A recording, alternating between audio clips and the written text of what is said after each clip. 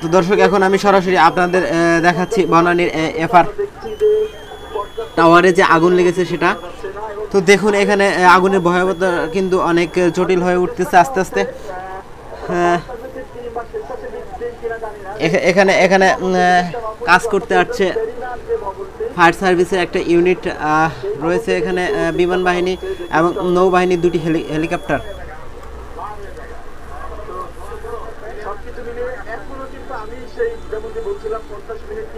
আগুনের ভয়াবহতা ক্রমে বেড়ে চলছে।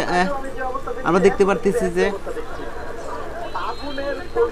আস্তে আস্তে কিন্তু আগুনের পরিমাণ শুধু বেড়ে চলছে।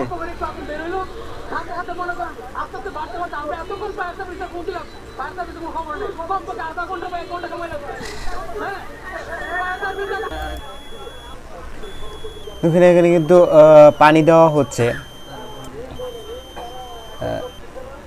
আগুন কমানোর জন্য পানি দেওয়া হচ্ছে, কিন্তু কোনোভাবেই পানি দেওয়া সত্ত্বেও আগুনটা কিন্তু বেড়েই চলছে, মোটামুটি দেখা যাচ্ছে ছড়িয়ে পড়তেছে।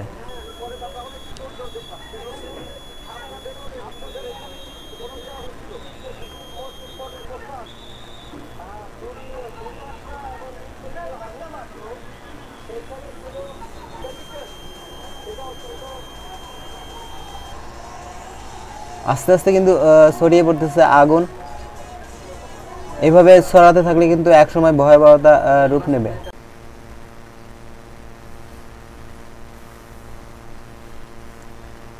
দেখুন এখানে পানি দেওয়া হচ্ছে,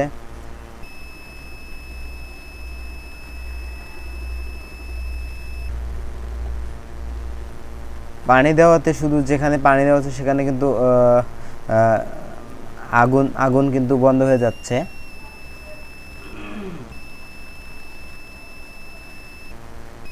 তো দেখুন এখানে কত রিস্ক নিয়ে পানি দেওয়া হচ্ছে।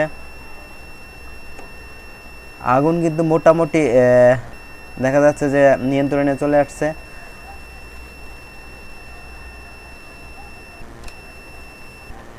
আর এখানে যারা কাজ করছে তাদেরকে অসংখ্য ধন্যবাদ যে তারা তাদের জীবনের ঝুঁকি নিয়ে এখানে কাজ করতেছে।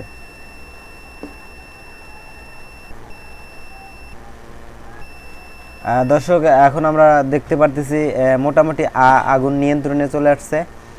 তো হয়তো বা আমরা কিছুক্ষণের মধ্যে দেখতে পারবো যে আগুন পুরোপুরি নিয়ন্ত্রণে চলে আসবে।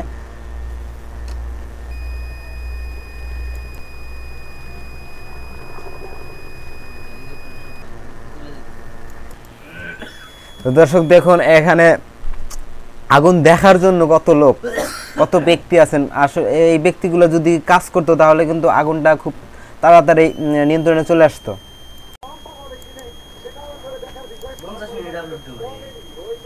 নিয়ন্ত্রণে কাজ করছে বিমান বাহিনীর দুইটি হেলিকপ্টার, ফলে সেখানে পানি দেওয়াতে অনেকটাই ধোঁয়া কিন্তু কমে আসছে, আমরা দেখতে পারতেছি।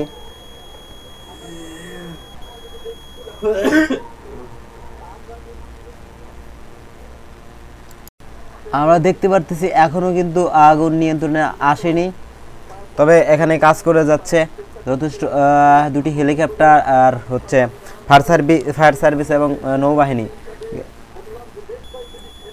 তো ভিতরে আটকা পড়েছে বহু মানুষ।